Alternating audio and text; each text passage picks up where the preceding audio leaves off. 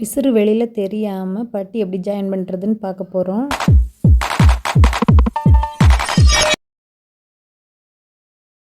பட்டி already ready பண்ணி எடுத்துருக்கிறேன். பட்டி இந்த மாதிரி ஒரு பீஸ் மட்டும் வலது பக்கம் இருக்கிற மாதிரி, 2 பீஸ் இந்த பக்கம் இடது பக்கம் இருக்கிற மாதிரி வச்சுக்கோங்க.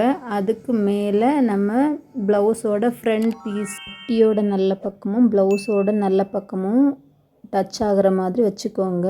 நான் பட்டிக்கு எக்ஸ்ட்ரா பீஸ் வேறு கலரில் எடுத்துருக்கிறேன். நீங்கள் சேம் கலரில் கிளாத் இருந்துச்சுன்னா சேம் கலரில் எடுத்துக்கோங்க. அப்போ தான் ஃபினிஷிங் இதை விட ரொம்ப சூப்பராக இருக்கும்.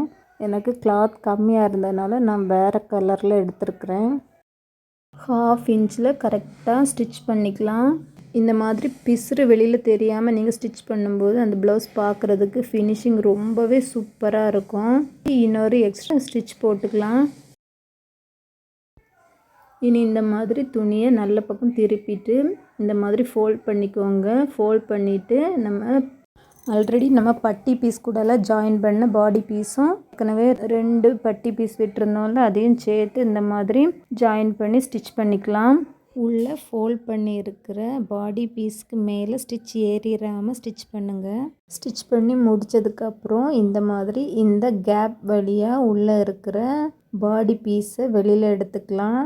இனி இதுக்கு மேலே நீங்கள் ஒரு பதிவு தையல் போட்டுக்கோங்க. ரொம்பவே நீட்டாக இருக்கும். நீங்களும் இது மாதிரி ட்ரை பண்ணி பாருங்கள். பார்த்துட்டு கமெண்ட் செக்ஷனில் கமெண்ட் பண்ணுங்கள் எப்படி இருந்துச்சு அப்படின்னு சொல்லிட்டு.